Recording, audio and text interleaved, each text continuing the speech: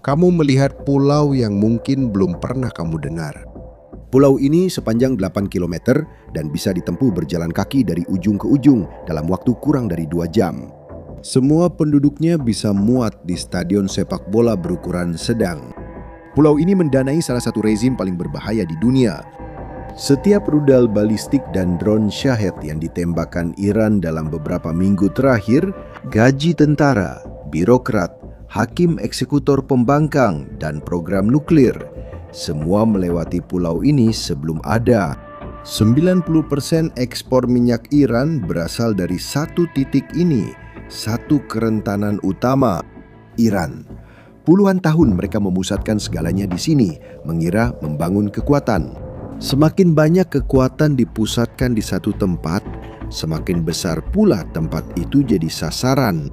Dan sekarang, menurut sumber di dalam Gedung Putih, Amerika Serikat sedang mempertimbangkan untuk mengirim ribuan tentara ke Tomala. Bukan membombardir, tapi mengambil alih. Dan untuk misi seperti ini, kamu tidak mengirim sembarang tentara. Kamu mengirim orang yang sama masuk ke Venezuela, melewati Caracas saat gelap, dan menangkap Maduro dalam kurang dari 5 menit. Hari ini kamu akan memahami bagaimana invasi ini akan dilakukan. Siapa yang dipilih, bagaimana rencana mereka masuk ke pulau terjaga itu secara bertahap, dan alasannya, apakah ini bisa menjadi operasi paling beresiko yang pernah dipertimbangkan Amerika Serikat? Tapi sebelum membahas tentang orang-orangnya, kamu perlu memahami kenapa pulau ini ada dan kenapa pulau ini menjadi titik lemah bagi seluruh negara. Pulau Karge terletak di Teluk Persia, sekitar 25 km dari pantai Iran. Pulau ini datar, kecil, dan tidak ada yang istimewa jika dilihat dari atas. Tapi di bawah air, di sekelilingnya, ada sesuatu yang mengubah segalanya. Kedalaman. Hampir di seluruh pantai Iran terlalu dangkal untuk menerima kapal tanker super. Kapal besar mengangkut minyak ke seluruh dunia. Carge termasuk sedikit pengecualian. Dan karena itu, Iran membangun terminal ekspor minyak terbesar di negara itu di sana. 10 dermaga, lebih dari 50 tangki penyimpanan dengan kapasitas 31 juta barel. Pipa bawah laut yang menghubungkan pulau itu langsung ke ladang minyak terbesar Iran hanya beberapa kilometer ke dalam daratan. Pada tahun 2025, pulau ini menghasilkan 53 miliar dolar dalam pendapatan untuk Iran, hampir 11% dari seluruh PDB negara itu. Semua berasal dari sini. Ketika Michael Rubin, mantan penasihat Pentagon, mengatakan pada Dewan Keamanan Nasional bahwa merebut Karge akan menjadi skakmat bagi rezim itu, dia tidak berlebihan. Tanpa Karg, Iran tak bisa membayar tentara, pegawai negeri, atau mendanai program nuklirnya. Namun masalah ini jarang dibahas. Meski Amerika Serikat merebut pulau itu, Iran tetap mengontrol aliran melalui pipa dari daratan. Menguasai Karge tanpa mengendalikan aliran minyak itu seperti memegang keran tanpa pipa. Kontradiksi ini adalah inti perdebatan di Amerika Serikat saat ini. Tapi mari kita kembali ke awal, karena sebelum ada keputusan politik, ada pertanyaan praktis. Siapa yang akan melakukannya? Nama yang muncul di semua laporan adalah Delta Force, dan mungkin nama itu tidak terlalu berarti jika Anda tidak tahu apa yang ada di balik nama itu. Delta Force didirikan pada tahun 1977 oleh Kolonel Charles Beckwith, seorang veteran Amerika yang pernah berlatih dengan SAS Inggris. Dia kembali dengan obsesi pada satu ide. Amerika Serikat memerlukan satuan untuk tugas yang tak mampu dilakukan tentara konvensional manapun. Bisa masuk ke tempat yang tepat, pada waktu yang tepat, tanpa terlihat, dan keluar sebelum musuh menyadari apa yang terjadi. Saat ini Delta terdiri dari sekitar 1.000 orang, tetapi hanya 250 hingga 300 diantaranya yang merupakan operator tempur. Bagian lainnya meliputi pendukung, intelijen, logistik, komunikasi, dan penerbangan. Untuk bisa masuk ke kelompok 250 orang ini, para kandidat harus melewati proses seleksi yang menyingkirkan lebih dari 90% peserta. Ini bukan dilebih-lebihkan, memang jumlah sebenarnya. Prosesnya berminggu-minggu, navigasi di pegunungan Virginia Barat. Membawa ransel 20 kg, kurang tidur, tidak tahu tujuan berikutnya. Sebelum tiba di tujuan sebelumnya, tiap hari terasa makin berat.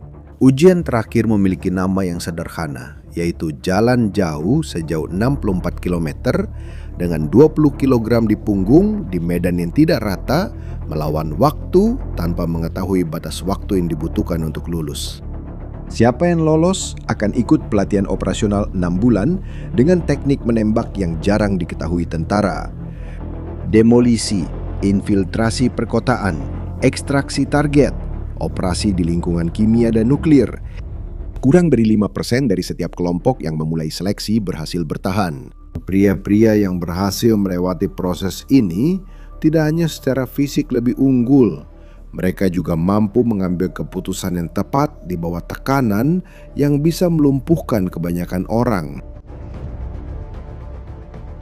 Namun, Delta tak pernah pergi sendiri. Ada satu unit yang hampir tak dikenal, namun sama pentingnya dengan operator. Mereka disebut Night Stalkers. Nama resminya adalah Resimen Penerbangan Operasi Khusus. Para pilot yang mengangkut Delta dikenal dengan standar operasional unik di dunia. Mereka tiba di target dengan margin kesalahan 30 detik, bukan 30 menit, 30 detik. Penyimpangan dari itu dianggap kegagalan. Helikopter mereka adalah versi yang sudah dimodifikasi drastis dari model-model paling dikenal. Salah satunya terbang dengan radar navigasi malam, sensor inframerah, dan sonda pengisian bahan bakar di udara. Militer menyebutnya MH-60M Black Hawk dalam konfigurasi serangan. Disebut juga Direct Action Penetrator. Dalam versi ini, helikopter tersebut membawa senapan mesin rotari, meriam 30 mm, dan hingga 16 rudal Hellfire.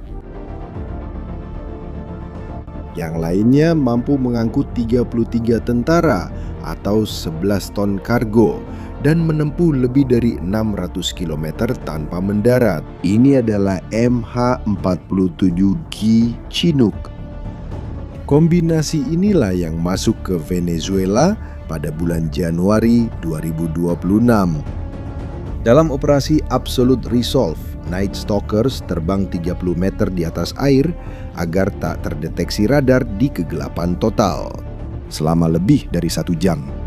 Operator Delta tiba di kompleks Maduro di Fortuna, Caracas dan menangkap presiden. Kurang dari 5 menit sebelum dia sampai di bunker yang diperkuat. Selama proses evakuasi, salah satu Chinook terkena tembakan musuh. Pilot Eric Slover terkena 4 peluru di kaki dan pinggulnya. Dia tidak melepaskan kendali, tetap menjaga pesawat di udara, menyelesaikan misi, dan membawa semua orang kembali. Tidak ada orang Amerika yang tewas, misi berhasil. Tapi Hark bukan Caracas. Dan sebelum kita masuk ke rencana, mari kita pikirkan sebentar. Lihat, pemerintah Amerika secara terbuka mengatakan satu hal tentang mengirim tentara ke Iran. Tapi apa yang diungkapkan oleh sumber-sumber di dalam Gedung Putih benar-benar berbeda. Apakah kamu sudah menyadari kontradiksi ini? Pemerintah mengatakan tidak akan menempatkan tentara di Iran, tapi sebenarnya mereka sedang merencanakan hal itu. Kontradiksi ini bukanlah sebuah kebetulan. Ini adalah taruhan paling beresiko yang pernah diajukan oleh pemerintahan Trump. Dan memahami mengapa mereka bersedia mengambil risiko ini membutuhkan pemahaman tentang apa yang sedang dipertaruhkan. Di sisi lain, di Venezuela, tujuannya adalah mengevakuasi seseorang dari sebuah gedung di Hark. Tujuannya adalah menduduki dan mempertahankan 21 km persegi wilayah dengan artileri Iran, 25 km jauhnya di daratan. Roket, misil, dan drone siap menyerang kapan saja. Jadi bagaimana rencana itu dijalankan? Serangan Amerika pada 13 Maret sudah menghancurkan lebih dari 90 target militer di pulau itu. Pertahanan udara dilumpuhkan, bandara hancur, pangkalan angkatan laut diruntuhkan, bunker rudal diledakkan. Infrastruktur minyak sengaja dipertahankan. Dengan pertahanan pulau yang sudah dieliminasi, rencana penangkapan akan dimulai dengan sesuatu yang tampak seperti adegan dari film, tapi ini benar-benar nyata. Beberapa jam sebelum helikopter lepas landas, tim kecil operator akan terjun dari pesawat. Pada ketinggian 9.000 meter, ini disebut terjun halo, yang berarti ketinggian tinggi bukaan parasut rendah. Mereka jatuh dengan kecepatan hampir 200 km per jam dalam jatuh bebas, dalam gelap dengan suhu minus 50 derajat Celcius. Di atas sana, mereka menghirup oksigen murni selama setengah jam sebelum melompat untuk mencegah penyakit dekompresi. Mereka memakai kacamata penglihatan malam dan GPS di pergelangan tangan. Mereka baru membuka parasut pada ketinggian 600 meter, terlalu terlambat bagi radar manapun untuk mendeteksi mereka. Alasannya sederhana, pesawat tetap di luar jangkauan pertahanan. Para penerjun itu praktis, hampir tak terlihat. Mereka mendarat dengan tenang, tanpa ada helikopter yang terlihat di cakrawala. Operator-operator ini memiliki satu tujuan utama, yaitu memastikan posisi musuh yang tersisa, menandai zona pendaratan dengan suar inframerah, dan mengeliminasi sisa-sisa perlawanan terakhir yang dapat membahayakan kedatangan helikopter. Baru setelah itu, Night Stalkers lepas landas dari Kuwait, menempuh penerbangan selama 45 menit di ketinggian sangat rendah di atas Teluk Persia.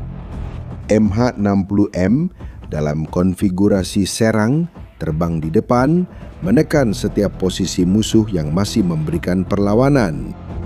Di belakang mereka, Chinook datang membawa operator Delta dan Rangers dari Resimen Ranger ke-75 unit yang menyediakan pengamanan dalam setiap operasi seperti ini. Delta langsung menuju sasaran presisi ke ruang kontrol terminal, pusat komunikasi, titik-titik strategis yang harus dikuasai. Rangers mengisolasi perimeter, memblokir jalur akses, dan melindungi posisi. Tim khusus penjinak bahan peledak langsung menyisir terminal setelahnya. Risiko terbesar saat ini bukanlah tembakan musuh, melainkan menemukan muatan demolisi yang mungkin telah dipasang sebelumnya oleh Garda Revolusi Iran, pasukan elit rezim, untuk menghancurkan infrastruktur. Jika pulau ini jatuh sekarang, anggap saja semua ini berhasil. Pulau ini sudah dikuasai, terminalnya masih utuh, masalahnya baru saja dimulai. Untuk memahami peristiwa selanjutnya, sebaiknya lihat apa yang terjadi di Bendungan Haditha, Irak pada April 2003. 154 Ranger dan operator Delta merebut bendungan itu dan menerima perintah untuk mempertahankannya selama 25 jam. Mereka akhirnya tinggal selama 5 hari. Saat itu mereka menghadapi pasukan setara satu divisi tentara Irak. Lebih dari 350 peluru artileri berat kaliber 155 mm jatuh di sekitar mereka dalam 36 jam. 154 orang melawan beberapa ribu. Pada satu titik, para ranger kehabisan amunisi artileri dan harus meminta dukungan udara untuk menghancurkan posisi musuh. Kurang dari 200 meter dari tempat mereka sendiri berada, dan mereka bertahan. Namun di Kark, masalahnya lebih besar. Daratan utama Iran berjarak 25 km dan berada dalam jangkauan efektif meriam dan roket artileri, rudal jarak pendek, dan drone Shahed yang juga terbukti sulit dicegat dalam perang ini. Para analis militer memperkirakan bahwa setidaknya dibutuhkan 5.000 tentara untuk merebut dan mempertahankan pulau itu secara berkelanjutan. Dengan sistem pertahanan udara, radar kontra baterai, artileri sendiri, helikopter pendukung, dan logistik pasokan ulang yang berkelanjutan. Dan semua itu harus datang dari suatu tempat, karena landasan bandara telah hancur akibat pemboman. Dan ada masalah yang lebih besar lagi, dan mungkin ini yang jarang dibicarakan orang. Lihat, kebanyakan orang mengira tujuannya adalah menghancurkan Karg. tapi menghancurkannya justru akan menjadi kesalahan strategis yang fatal. Para perencana Amerika tahu itu. Iran sudah membuktikan bahwa mereka bisa pulih dari kehancuran. Mereka sudah melakukannya berulang kali di tahun 80-an. Mereka memperbaiki kerusakan, buat jalur alternatif, dan tetap ekspor. Langkah sesungguhnya adalah menangkapnya utuh, bukan memotong lengan musuh, tapi memegang pergelangan tangannya. Pulau itu dikuasai Amerika, Iran kehilangan sumber pendapatan utama dan tak bisa membangunnya kembali. Dalam skenario ini, perencana Amerika sudah memikirkan langkah selanjutnya, meski Iran mencoba menutup pipa dari daratan. Ada tekanan paralel yang bisa diterapkan Amerika Serikat untuk memaksa Tiongkok berhenti membeli minyak dan minyak mentah. Tiongkok membeli hampir 90% ekspor card tanpa pembeli lain.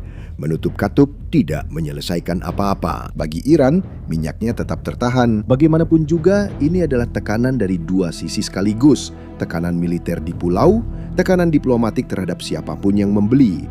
Sejarah membuktikan apa yang terjadi saat tekanan ini berhasil. Selama perang Iran-Irak, Irak membombardir Khark puluhan kali antara tahun 1984 dan 1988. Pada tahun 1986, fasilitasnya hampir tidak beroperasi. Namun Iran tidak pernah berhenti sepenuhnya karena masih ada pembeli. Kini situasinya berbeda.